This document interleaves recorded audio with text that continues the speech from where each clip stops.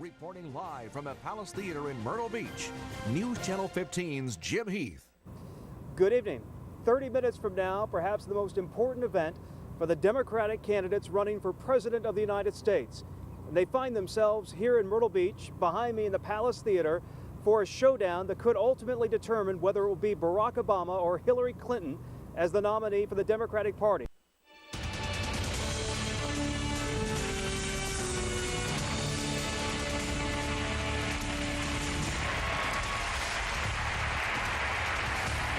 Welcome to the Palace Theater here in Myrtle Beach. It was just a few days ago that Senator Clinton asserted that she was the strongest candidate when it comes to fiscal responsibility. She says that the new programs that she proposes, she essentially can pay for. She says that you have failed in that regard in the tune of some $50 billion worth of new programs that you cannot account for. How do you respond to that charge? What you said wasn't true. We account for every single dollar that we propose. Now, this, I think, is one of the things that's happened during the course of this campaign, that there's a set of assertions made by Senator Clinton as well as her husband that are not factually accurate. I think that part of what the people are looking for right now is somebody who's going to solve problems and not resort to the same typical politics that we've seen in Washington. That is something that I hear all across the country. When Senator Clinton or President Clinton says that I wasn't opposed to the war from the start, or says it's a fairy tale that I opposed the war, that is simply not true. When Senator Clinton or President Clinton asserts that I said that the Republicans had better economic policies since 1980, that is not the case. Now, the viewers aren't concerned with this kind of back and forth. What they're concerned about is who's actually going to help them get health care, how are they going to get their kids going to college, and that's the kind of campaign I've tried to run. I think that's the kind of campaign we should all try to run. Well, I couldn't agree more, but I do think that your record and what you say does matter. And when it comes to a lot of the issues that are important in this race, it is sometimes difficult to understand what Senator Obama has said, because as soon as he is confronted on it, he says that's not what he meant. The facts are that he has said in the last week that he really liked the ideas of the Republicans over the last 10 to 15 years. And we can give you the exact quote. Please. Now, I personally think they had ideas, but they were bad ideas. They were bad ideas for America. They were ideas like privatizing Social Security, like moving back from a balanced budget and a surplus to deficit and debt. And with respect to putting forth how one would pay for all of the programs that we're proposing in this campaign, I will be more than happy, Barack, to get the information, because we have searched for it. You have a lot of money that you want to put into foreign aid, a very worthy program. There is no evidence from your website, from your speeches, as to how you would pay for it. Now, why is this important? It's important because I think elections are about the future. But how do you determine what will happen in the future? Well, you have to look to the record. You have to look to what we say in campaigns and what we have done during our careers. And I want to be just very explicit about this. We are not, neither my campaign nor anyone associated with it, are in any way saying you did not oppose the war in Iraq. You did. You gave a great speech in 2002 opposing the war in Iraq. That was not what the point of our criticism was. It was after having given that speech, by the next year, the speech was off your website. By the next year, you were telling reporters that you agreed with President Bush in his conduct of the war.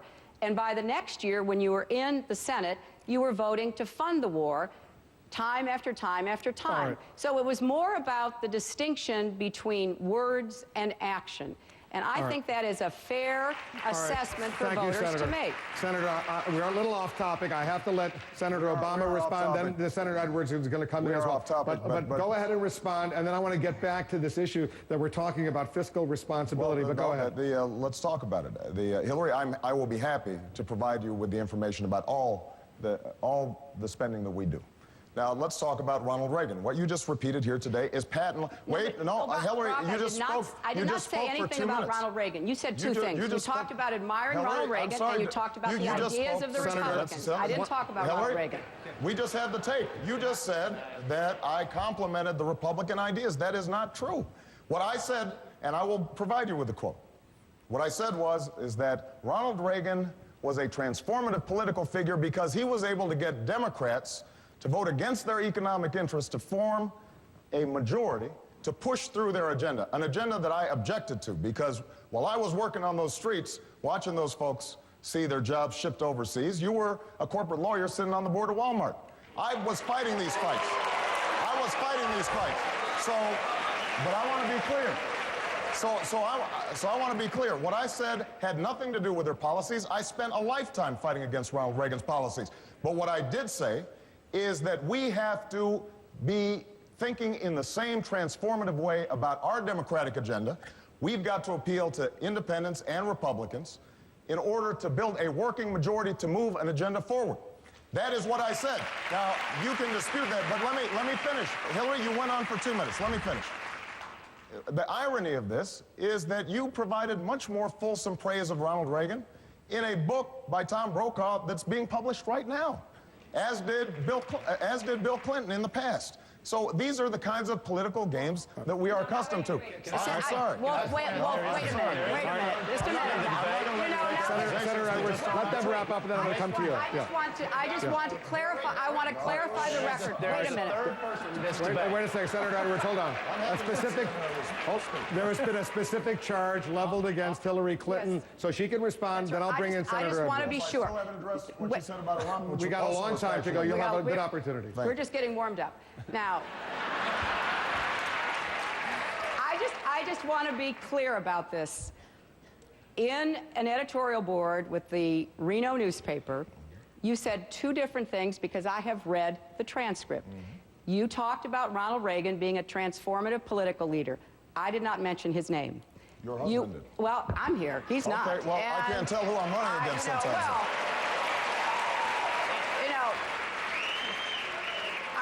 I think we both have very passionate and committed spouses who stand up for us, and I'm proud of that. But you also talked about the Republicans having ideas over the last 10 to 15 years. I didn't say they were good ones. Well, you can read the context of it. Well, it certainly I didn't came say across. They were good ones. Well, it certainly came across in the way that it was presented as though the Republicans had been standing up against the conventional wisdom with their ideas. I'm just reacting to the fact, yes, they did have ideas, and they were bad ideas, bad for America. And I was fighting against those ideas when you were practicing law and representing your contributor, Resco, in his slum landlord business in inner city Chicago. Hold on 1 second. Hold on. Exchange between Clinton and Barack Obama went on for quite some time. They sniped at each other probably 2 or 3 major times throughout the 2-hour debate. And again, we can't underscore the reason why that is. Barack Obama now has about a 3 or 4 point lead here. If he can win Saturday here in South Carolina, the Obama campaign believes that will propel him to a massive, major victory in Super Tuesday, where he can overwhelm the Clinton forces, if you will, and go on to become the nominee. For Hillary Clinton, she knows if she can repeat what she did in New Hampshire and South Carolina, it's very unlikely that Obama can rise up on Super Tuesday and take that nomination. There are a lot of Democrats who are very, very concerned about the fact that former President Bill Clinton is beginning to act as the Axeman, as some Democrats are calling him, going after Barack Obama on behalf of his wife. We heard from all 3 campaigns tonight, including Mark Penn, who is the senior strategist for Hillary Clinton. Well, he's no Axeman. I think that Senator Clinton is running her campaign. She's talking about the issues, how we end the war, how we have a new energy future, how we do something about the economy. And I think that President Clinton has been a tremendous asset throughout this campaign.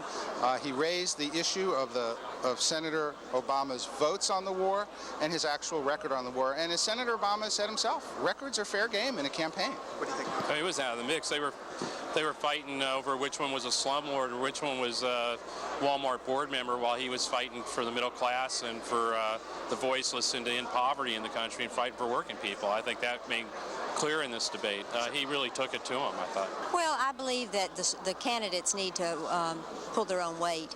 The candidates need to be the ones having interchanges with each other, not the candidate spouses. And that, it does concern me a great deal. So every candidate has to stand on his or her own 2 feet, and that's the only fair way to do. You have history for the Democratic Party really on the line. Hillary Clinton, former First Lady, senator from New York, 2-term senator from New York. Now she's in position to be the Democratic nominee, perhaps the first woman president in the history of our nation. Then on the other side, you have Barack Obama, little-known senator, spent little time in the Illinois state legislature, went on to win a Senate seat just in 2004. Now he's on the verge, very charismatic, idealistic young man on the verge of being the Democratic nominee. You literally have history at stake here, and both of these candidates know they're getting down to the final wire here. They both need a win in South Carolina, and that's why this debate in this Palace Theater tonight is going to be talked about for the rest of the week.